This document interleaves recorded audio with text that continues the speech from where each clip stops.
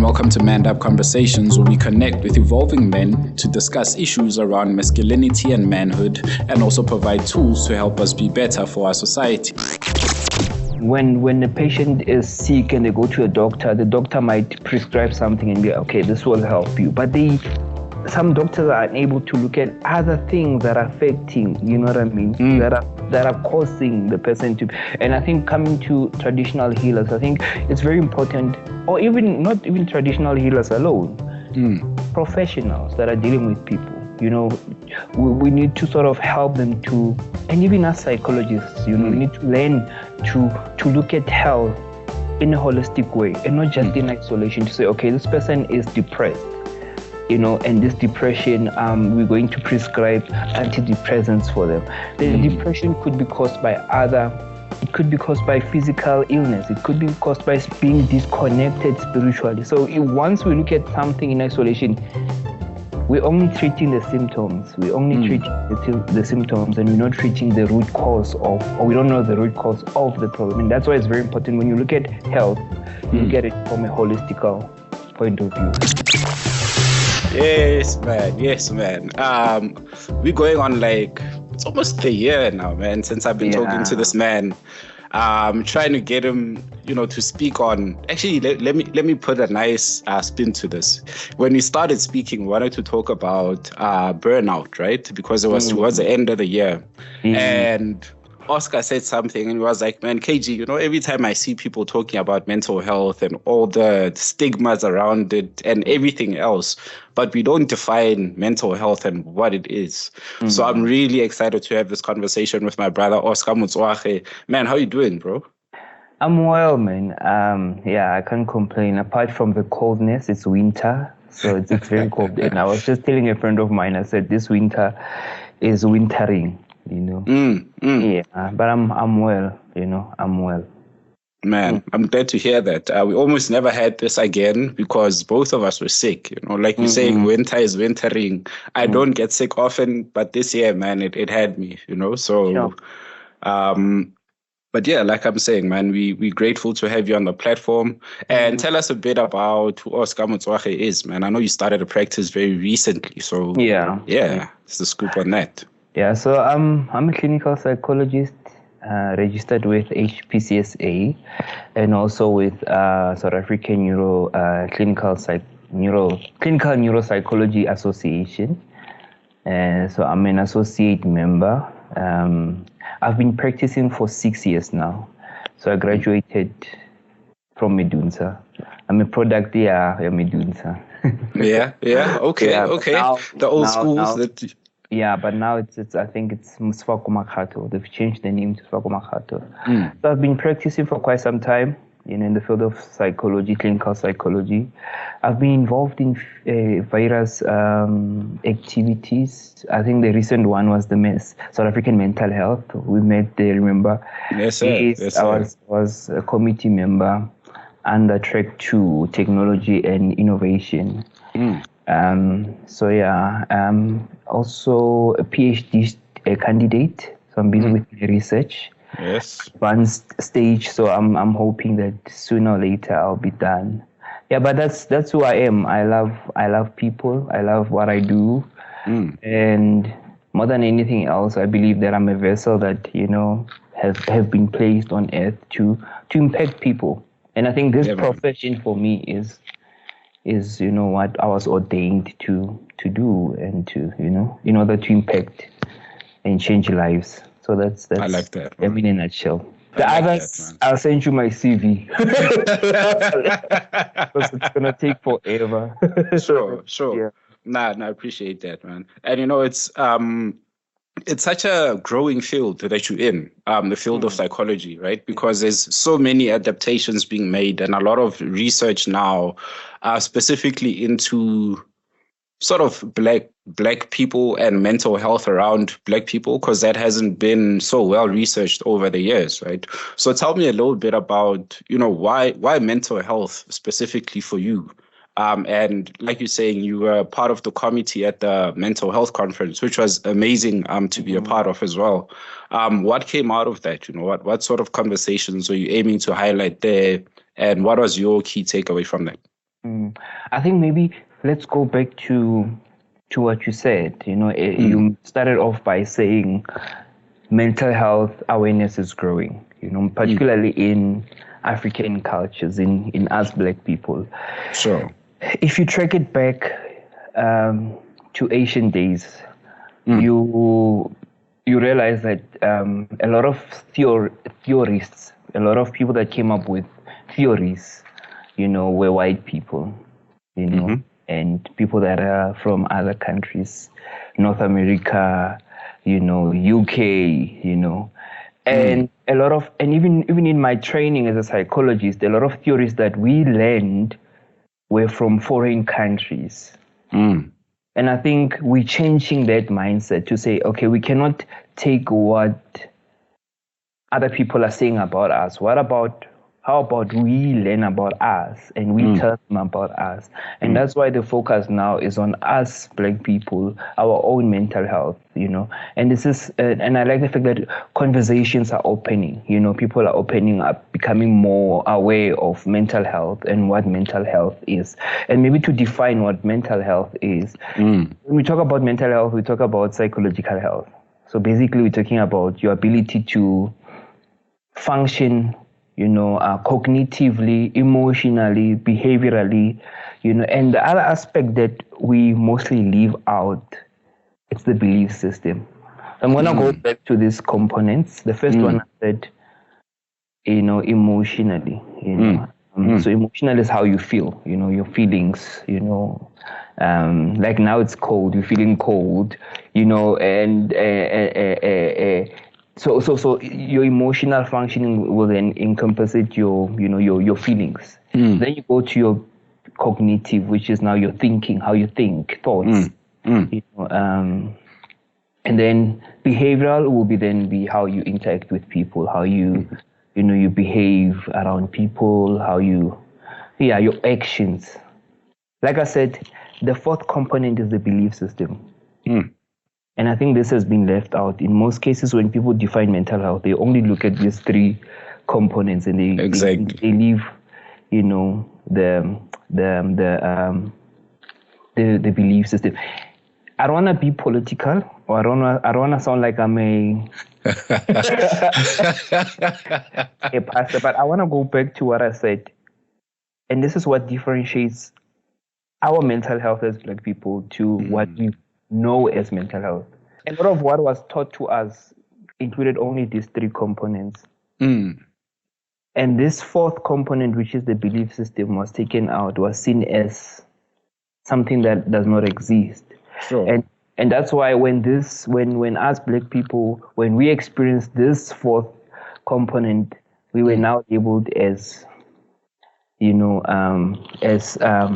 impaired, or our functioning was labeled as impaired. Wow. You find people that go for rituals and, they believe in whatever they believe in. And this, according to what we were taught, was seen as, as something that is odd. Let me just leave it there. Let's not go deep. But we have to, because, and I love that. I love that angle. I have a friend of mine who is a psychologist, and she kind of pairs the psychological teaching with the spiritual teaching or the spiritual experience that she had. And speaking to her about mental health issues, a lot of it lands so much more easier than it would land if I went and sat and spoke to my therapist, or if I picked up a book and read something, right?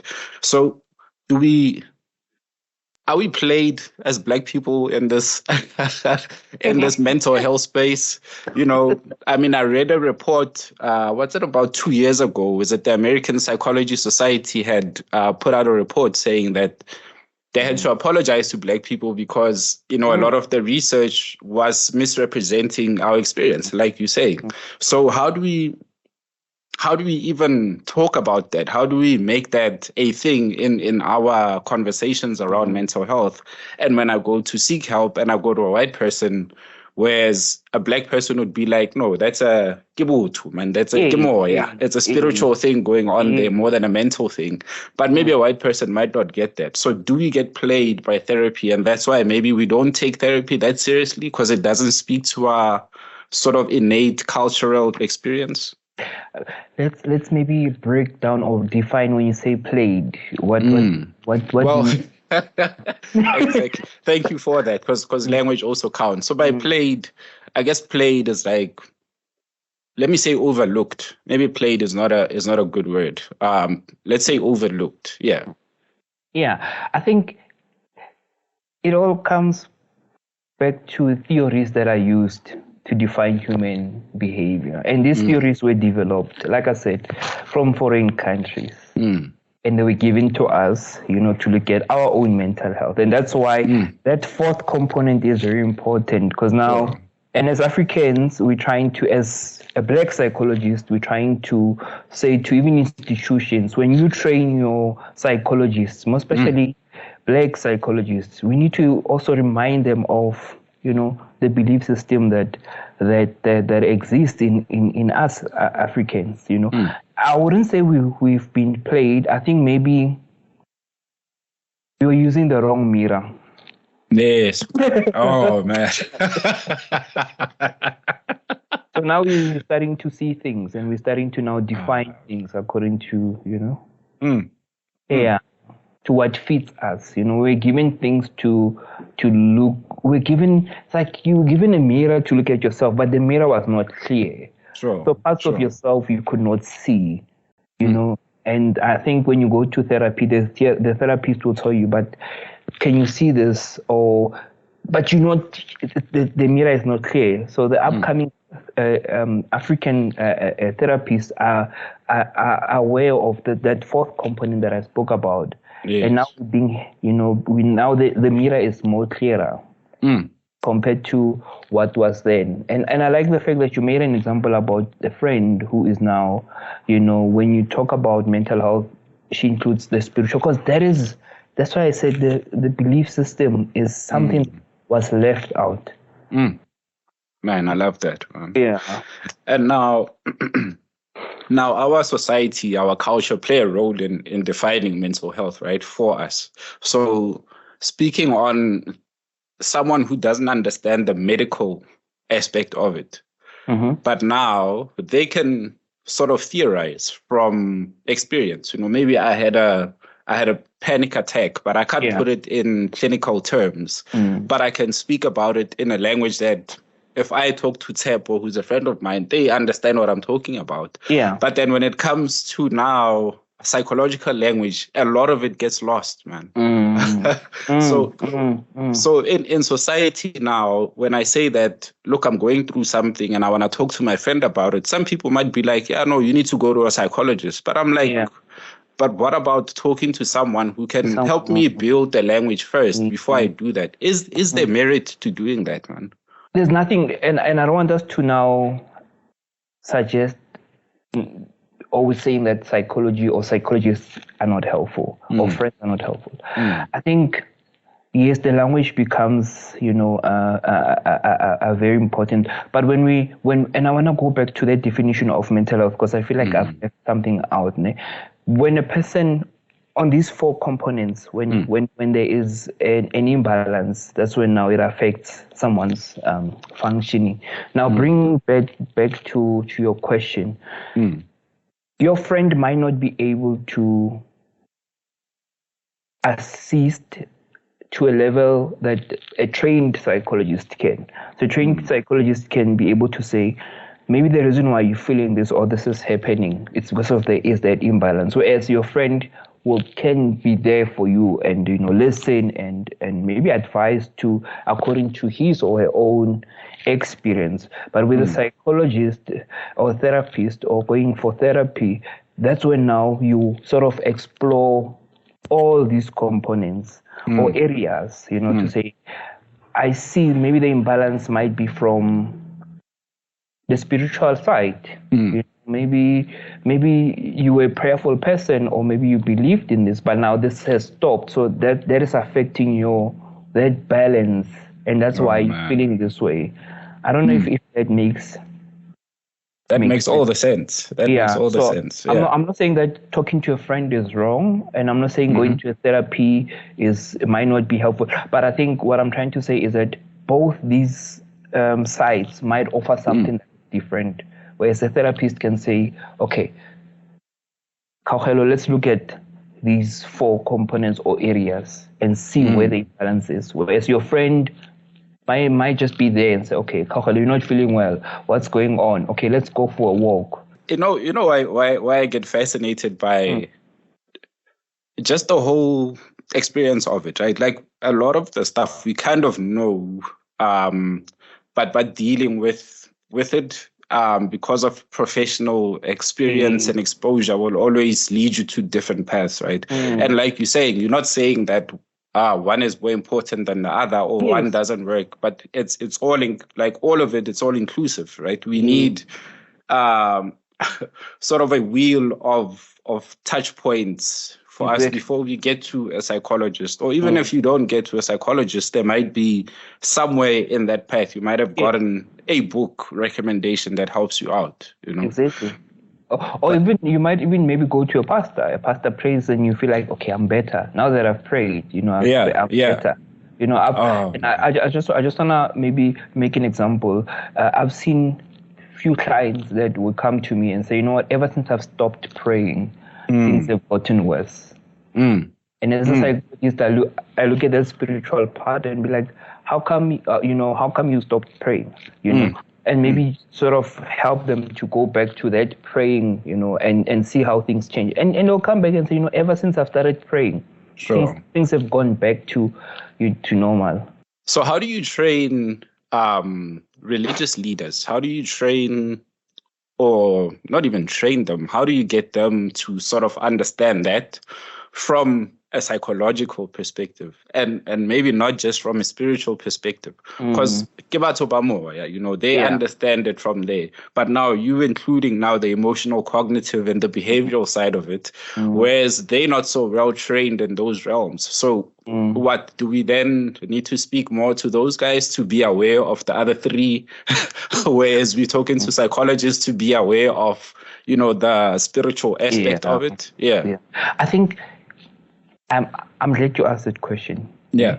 Because I think a lot of times when we look at health, we look at it in isolation. And that's where the challenge is. Yes, man. And I wanted to say that mental health and physical health goes together.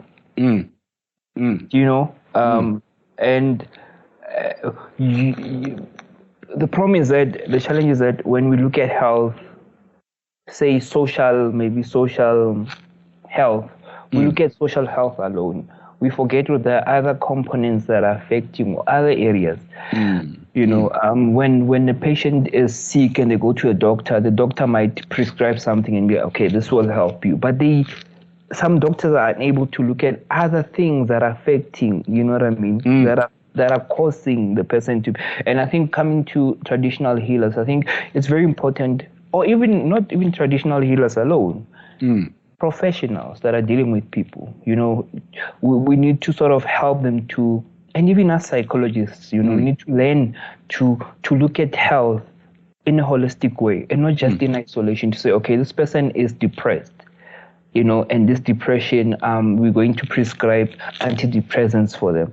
The depression could be caused by it could be caused by physical illness. It could be caused by being disconnected spiritually. So once we look at something in isolation, we're only treating the symptoms. We're only treating the symptoms, and we're not treating the root cause or we don't know the root cause of the problem. And that's why it's very important when you look at health, you look at it from a holistical point of view. Man, I love that, man. You know what you're saying? There's like we're speaking, and I know it's a separate conversation to mental health, but it was still about men's health. And Dr. Kabuyijani from the urology hospital, he actually said something similar to your effect, that someone might have a sexual problem. You know, maybe let's say you can't get it up. And then we're thinking we have to give it this Viagra pills and whatever. But only to find it's like, hey, these people, if they went to their church pastor and spoke to him, you might just find that you guys needed to pray more, and boom. Yeah. Or you could find that, you know, on that example, you could find that there are marital issues that are not being addressed, and these marital issues are, caused by childhood traumas. Sure. But because of those childhood traumas are not looked at, and marital issues are not looked at, you give a person Viagra. But the connection with the wife or with their partner is not there. And they tell you, but even if you've given me Viagra, but I still struggle. And then the person is taken for an operation, but you find out it's not actually there. It's not really, the problem is not, or the person cannot get it up. There are other issues. Man, amen.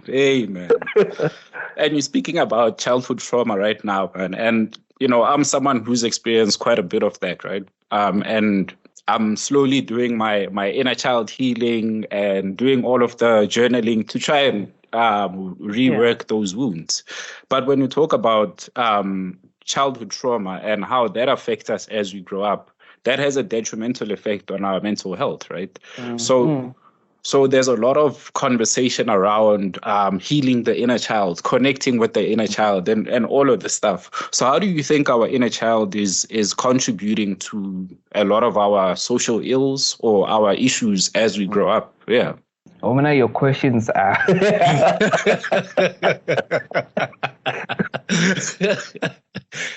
your questions are very important and I like how you ask questions. Yeah, I appreciate that, man. My philosophy about childhood trauma or childhood traumas is that, or my philosophy about development is that each and every one of us are carrying, our childhood experiences. Whether traumatic or good experiences, we carry that with us into adulthood. How you were first introduced to the world, how you were treated, how you were, how you developed as a child. I think that sort of prepares you for the future. And that's why childhood traumas, if you have unresolved childhood traumas, you carry those with you into the world. For example, let's take a child who has been abused. True. Multiple times, obviously, a child will start now not trusting people, have maybe attachment issues. So you can imagine when that child grows into an adult, what happens in their relationships. They carry that unless that is resolved.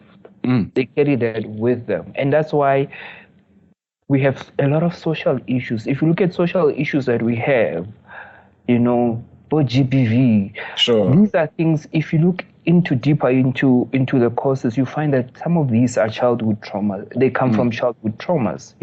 Some of,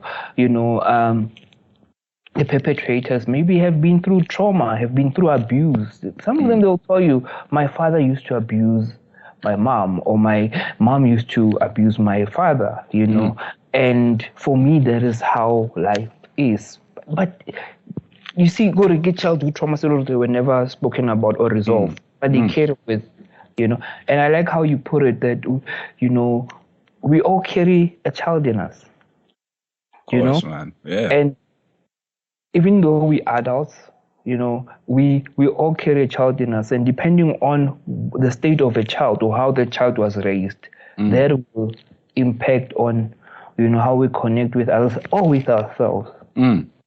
The one thing that I sort of always go back to when we speak of mental health, right, is, okay, so here we are in a country that's pretty much in a mess. You're touching on something now. we can say, hey, we developed, we living in suburbs, we're able to drive wherever we can. Sure, that's a freedom that's very much appreciated. But there's a freedom that I feel like we still don't have, and we haven't really gotten to, and that's the violence and the crime and everything else that we've dealt with, right? I could almost say that, growing up in Mamelodi, I would see my neighbor's fighting and someone gets stabbed, killed, that's a form of trauma that I hold. Yeah. My uncle saw some guy getting burnt and beaten by cops 30, 40 years ago. That's a trauma he's holding. So I feel like our older generation of parents are still wounded, traumatized, right? And here we are, the generation of today, talking about, hey, we need to heal, we need to get well, we need to get ourselves together. So we leaving a whole generation of trauma behind. So is there a need for a sort of a conversation between the two generations to heal that, to heal that collectively, instead of just, sure, we get it, they never had trauma or they never had therapy, but we have it, so we can move on. But then there's still that thing sitting behind us, right? So how do we even change? I know I'm asking a very existential question right now, but is there a need for that? Because I kind of see it as, if my mom is still traumatized and I'm not, then there's a need for me to talk to her about, hey, let's try to deal with that. Also, even though you might not be traumatized, but you might share in the trauma, and I'm going to explain what I mean by that. How your mom would raise you based on her traumas. Even though you might say, I've never experienced trauma, but how she raises you based on her traumas will affect you, will shape you. Man. Okay, we have to go deep into that one. So somehow you also share in the trauma, And I think it goes back to, the point we made earlier about the inner child, childhood traumas. Childhood traumas, and I think we need to maybe emphasize something, because when we talk about childhood traumas, people think, oh, okay, now it's not abuse, I had food, my dad and my mom, the nuclear family was intact. We were, mom and dad were happy, they were married. But even in your environment, and I like the example that you made, that even in your environment, there could be some trauma that you experience. There could be shared trauma. I remember, I'm also from Mamelodi, by the way. I remember when someone, I don't want to mention names, but a popular person who is violent, or who's known for rape, or who's, and we always scared to when we see that person who run away. So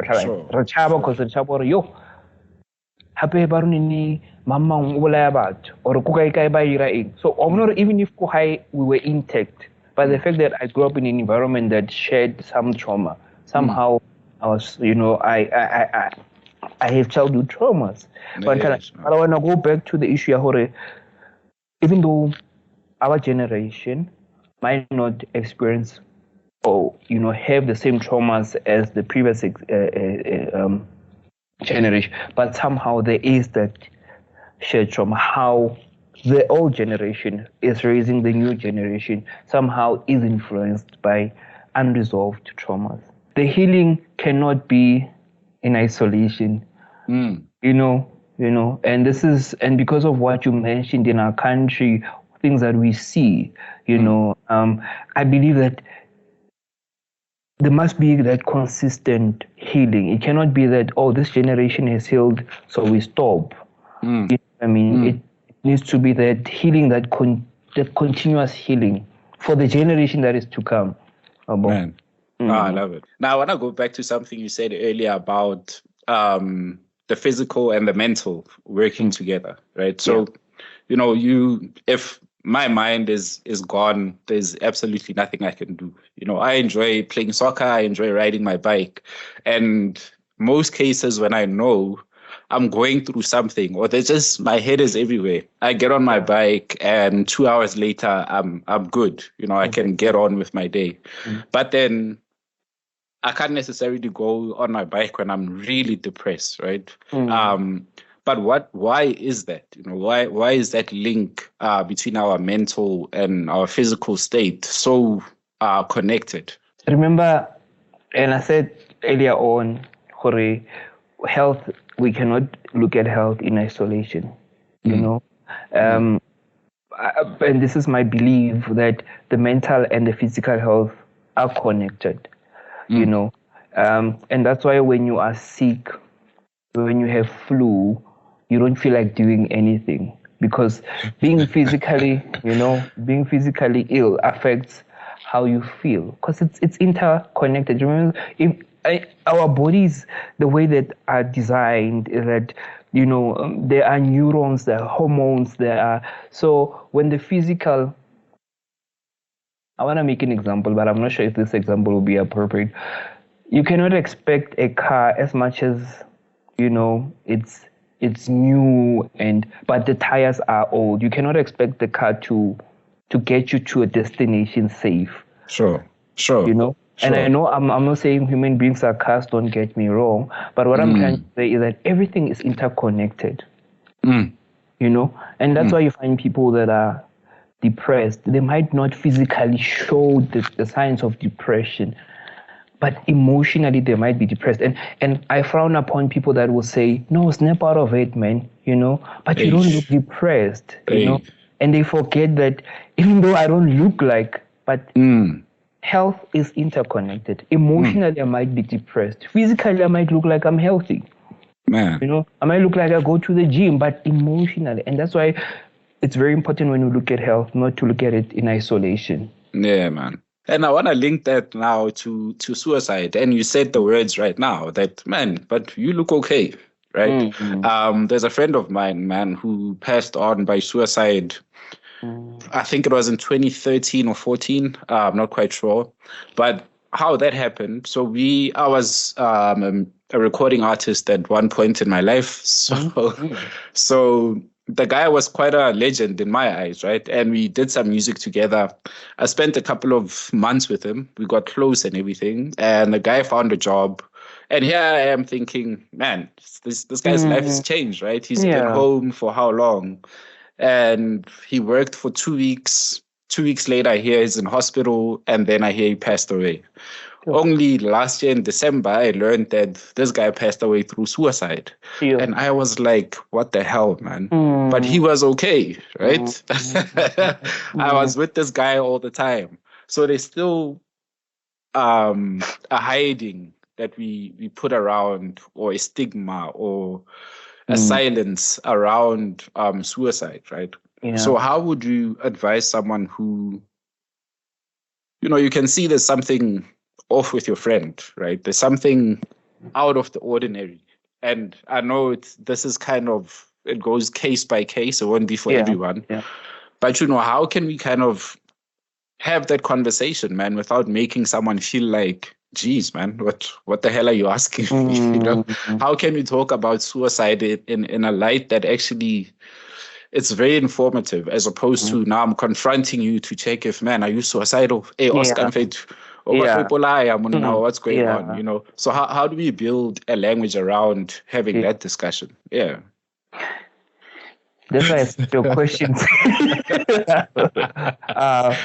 Are very appropriate, and I like how you ask questions, and I want to go back to mental health before I go to suicide. The more we have conversations about mental health, the more we have awarenesses, the more we have teachings, workshops, I believe that will open doors for people to talk about mental health freely without the stigma, And this goes to suicide, because I believe suicide in our society is frowned upon.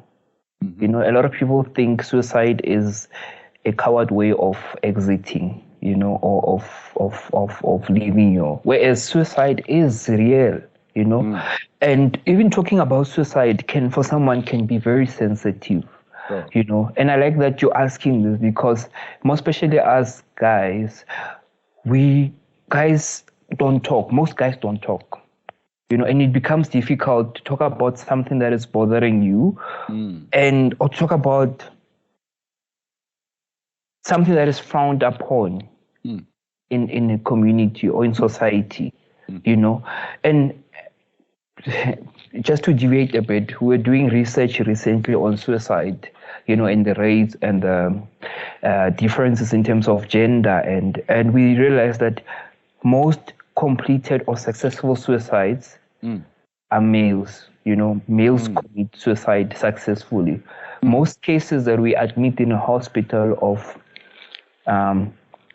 attempted suicides are females, Wow.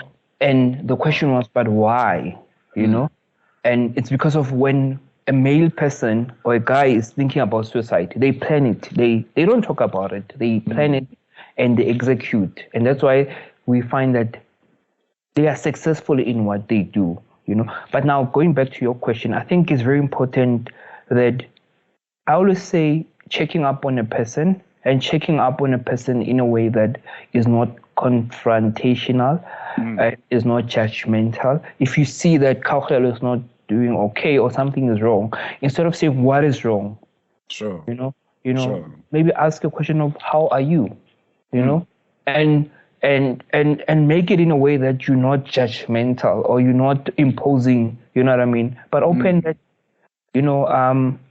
the door to say whatever that you're going through, you can talk to me or you can talk to someone, And that's why I'm saying that as males, we don't talk much. We don't talk a lot, And when a person is thinking about suicide, they won't tell you, a male person will not tell you that I'm thinking about suicide, Sure.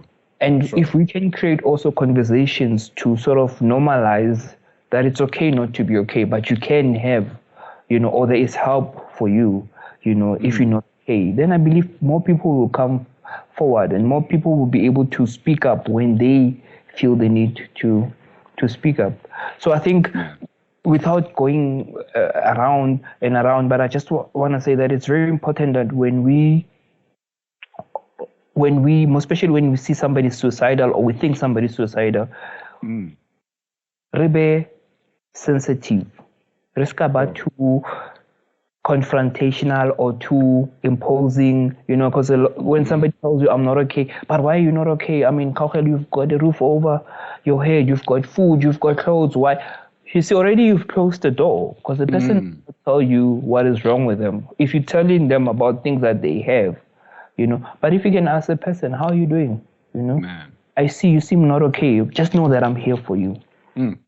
Yeah, I think that can change lives. We run this men's group with SEDEC, right? And a lot of calls I get around that, and sometimes, you'll find that someone is like, man, I'm depressed, man, I'm going through this and that. And like, okay, well, tell me about it. Let's have a conversation, man. 15 minutes into that chat, it's like, man, I'm not actually depressed, man. This is what I wanted to talk about. Man, I'm so grateful to get that off my chest, So it's not everyone, there's an inverse to that. And that's something that I almost always, I tell guys that, dude, just because you are being sent to a therapist, just because you are being sent to a counselor, just because you had this conversation with me, it doesn't mean you're going to feel good tomorrow. You might be feeling good right now because you had it, and that's okay. It works for now, right? Yeah. But then tomorrow you're going to wake up and you probably have the same thoughts. So there's this sort of I want it now attitude that we have, man. That, TV, and I blame TV and I blame quotes that we see on Instagram and everywhere else, which is why I've actually tried my best to stop putting out quotes. They have their purpose, but I feel like someone reads a quote and they feel like, oh man, that's like changed my whole life. It's like, no, there's still work that needs to happen behind that, right? So how do you think we can make this therapy thing more understandable? Because there's a growing trend of telling people go to therapy, and I'm like, yeah, for sure, my dude, if you can afford it, go ahead and do it. But before you do that, you need to understand the work that you need to do to get to a place of healing. So do we need like webinars? Do we need workshops? Do we need like a therapist and talking to people kind of thing to explain, the nuances of going into therapy? How do you see Black people getting a little bit more friendly with therapy and sort of, can I call it decentralizing it or making it like, hey, sure, there's a therapist that you pay X amount of money to, but then there's also that therapy that I'm having a therapeutic conversation with you right now, How's about we get into conversations that, yeah, sure, we don't necessarily know the ins and outs of it, but man, let's do some research, my dude, so that when we sit down and we talk, we can actually pull out facts, right? Do we need more of those conversations as opposed to just, the usual conversations that we're having on social media? And what can we do to empower more Black people, to this language, to this space of mental health? Because I do believe that we suffer the most from mental health issues because of the reasons that we've laid out. I know I went on a bit of a ramble there. I believe teaching is very important. And when I say teaching, I believe you mentioned earlier on, having webinars, having workshops, classes, or community development projects, or I believe people do better when they know better. Sure. Sure. And we cannot expect. Yes, you're right to say that social media is, and I frown upon this. I know a lot of my colleagues will be not happy with me saying this, but I've seen how there's this trend that is growing, that there are therapies that are just popping up, from nowhere and on social medias, more especially, and they are, please don't get me wrong. That's why I'm saying that I said that my some of my colleagues might not like me for saying this, but therapists that are just popping up from nowhere, just because I've put a post, I think, okay, I'm a therapist, and I say something, somebody latches on it, and they think, oh, my life has changed. And you're right. I'm taking it back to what you said. Yeah. A lot of us, and this for me is an indication that people really need to sit down, reflect, introspect, and really be honest with themselves and say, I need therapy because I feel I have been through trauma. Not because of my friend is going for therapy. There's nothing wrong if you want to go for therapy because of your friend is going for but you must know why you want to go for therapy. Because you must be able to say, and you might not know maybe, but you must be able to say there's some things that I need to unpack, some things that I need to work on, some things that... My concern is that there's a lot of therapists that are not even registered, or therapists that are growing on social media. And some of them are feeding people things that it's like that, what is it called? Agency culture.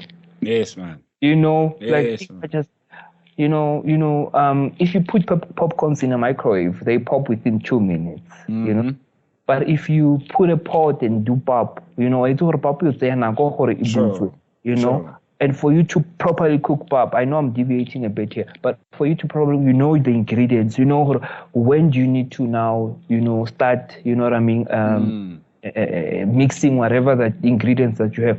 But what I'm trying to say is we need to be careful not to fall in the trap of agency culture, of wanting to feel, good now, but to be honest with ourselves and say, I'm not okay. What is it that is not making me okay? Yeah, man. And then take it to therapy.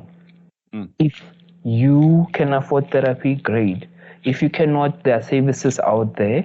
But I think we need to be careful not to fall in the trap of this wave of social media therapists that are just posting things, Now, going back to what I wanted to say, yes, we need to have more conversations. We need to teach more people, more us Black people, because I think for us, therapy is something that is unusual. Something varies, therapy is, but it's not. It's for everyone, and we are more wounded.